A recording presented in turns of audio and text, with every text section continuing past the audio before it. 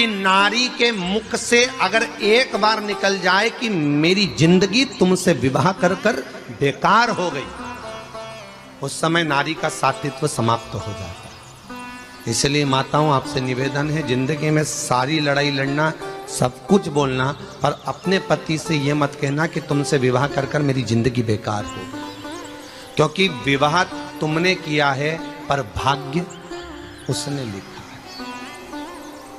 भाग्य लिखने वाला वो है। और आपसे फिर निवेदन करूंगा, राम मंदिर जाओ, कृष्ण मंदिर जाओ, शिव मंदिर जाओ, भवानी के मंदिर जाओ, तुम्हारे 33 कोटि देवताओं के मंदिर चले जाओ, गणेश जी के मंदिर जाओ, तुम्हारी मर्जी पड़े उस देवता के मंदिर जाना, कोई तुम्हारा भाग्य नहीं बदल सकता। जो तुम्हारी किस्मत में लिखा है वो तुमको भोगना पड़ेगा। तो बदलेगा कौन? तो उसका भी प्रमाण हमारे यहां शिव महापुराण कहती है। एक पारो नाम की विधवा स्त्री थी।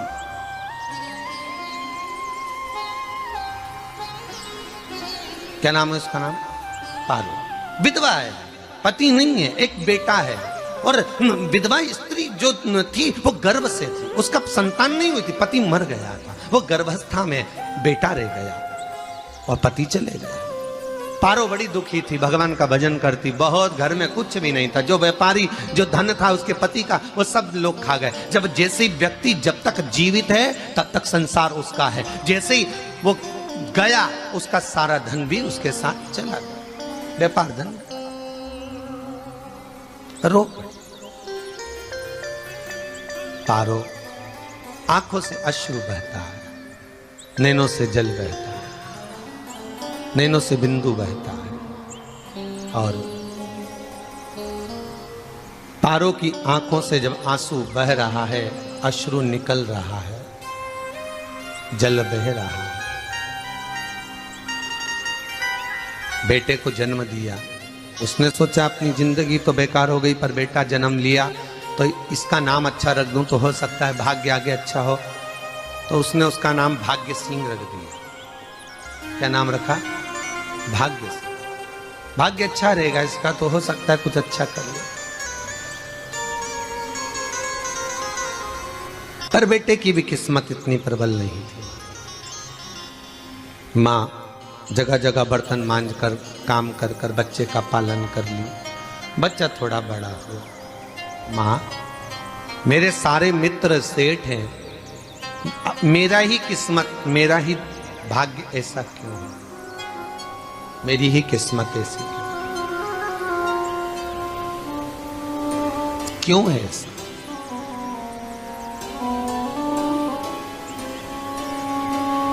मां मेरी किस्मत में इतना दुख क्यों लिखा है? मां भोजन तक हमको समय पर नहीं मिलता, हमारा भाग्य ऐसा क्यों है? मां हमारी किस्मत ऐसी क्यों है? मां कहती है बेटा जो ललाट पर लिखा उसे कौन टाल सका। मां बच्चों को समझाती है, मां बच्चों को कहती है, धीरे धीरे समय निकलता है। मां एक बार बता, मां तू कहती है कि सब भगवान ने लिखा है भाग्य में, तो भगवान का मिलेगा मुझे बता दे। मां बोलती है ऐसी कोई जगह नहीं जहां भगवान नहीं, वन में मिलेगा। हाँ मिलेगा। मां का कहना मानकर भाग्य सिंह वन में चले गया और घने जंगल में भाग्य जब गया भाग्य सिंह, और घने जंगल में जब पहुंच गया, ढूंढते ढूंढते ढूंढते ढूंढते ढूंढते तो भी भगवान तो भगवान, भगवान की छाया तक नहीं मिली। भगवान की छाया तक। आंखों में जल भर गया, बेहोश होकर गिर गया। शाम का समय था, विष्णु और लक्ष्मी निकल कर जा रहे थे।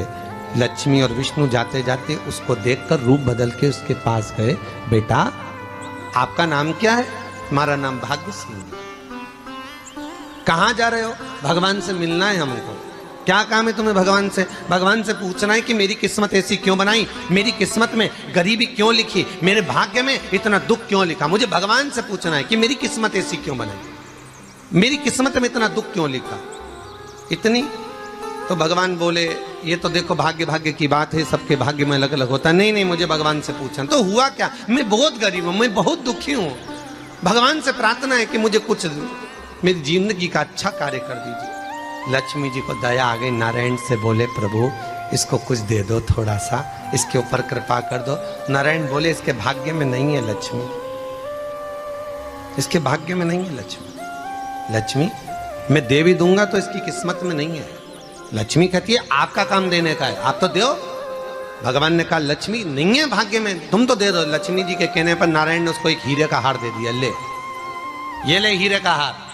वो प्रसन्न हो गया, हीरे का हार मिल गया। और हार लेकर वो चला, और चलते चलते उसने सोचा मेरी मम्मी को दूंगा, मेरी माता को दूंगा, माँ बड़ी प्रसन्न हो जाएगी। हीरे का हार लेकर जा रहा था। हार ले जाते उसको रास्ते में इतने में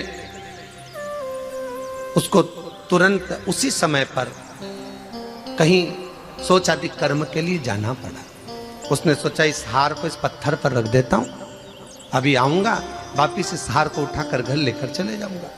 और सोचादि कर्म के लिए वो चल दिया। गया, हाथ धोकर आया, इतने में एक चील उड़ती उड़ती आई, उसका हार लेकर चली गई। आके रोने लगा, माँ को जाकर कहा माँ किस्मत तो देख, इतना जोरदार हार मिला था हीरे का, पर भाग्य में नहीं था, नहीं मिला। इतने में वो रोता रोता तुरंत फिर भगवान के पास गया,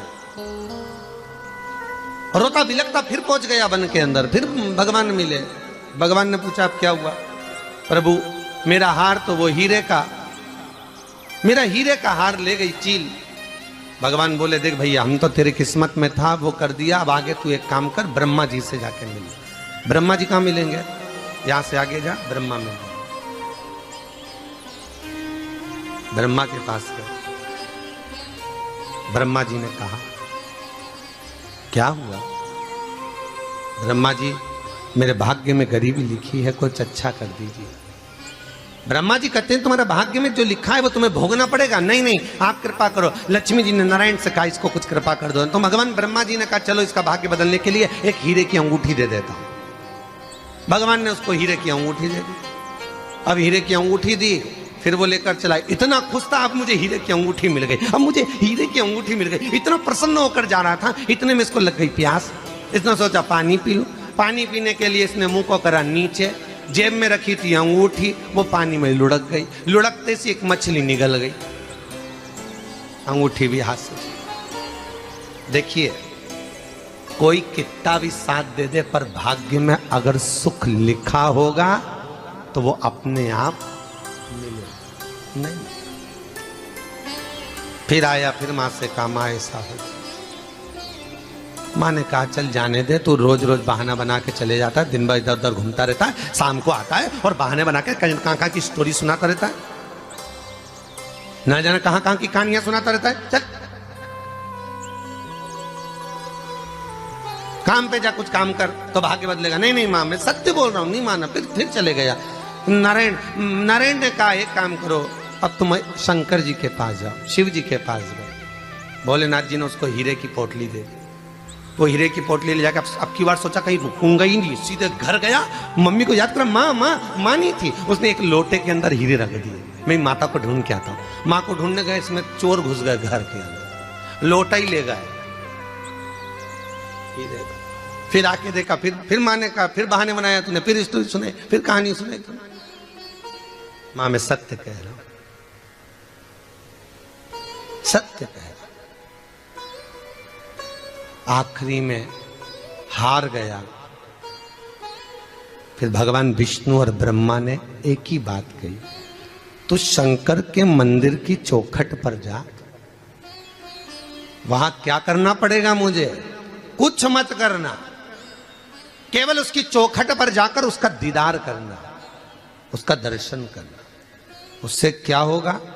भगवान विष्णु और ब्रह्मा कहते हैं 33 कोटि देवताओं के पास जाएगा तो कुछ नहीं होने वाला, पर शंकर के दरवाजे पर भाग्य देवी रोज प्रतिदिन झाड़ू लगाती है। कौन झाड़ू लगाती है? भाग्य देवी।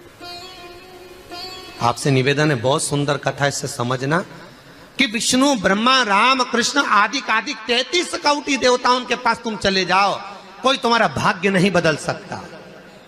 हां, अगर भाग्य देवी का तुम स्मरण करो, किसी मंदिर में जाना तो ये भगवान से कहना भगवान लक्ष्मी दो, भगवान से लक्ष्मी मत मांगना, भगवान से कहना मेरा भाग्य ऐसा कर दो, या भाग्य देवी की कृपा मुझ पर बरसा दो जिससे मेरा भाग्य बदल जाए, कुछ अच्छा हो जाए मेरी जिंदगी में।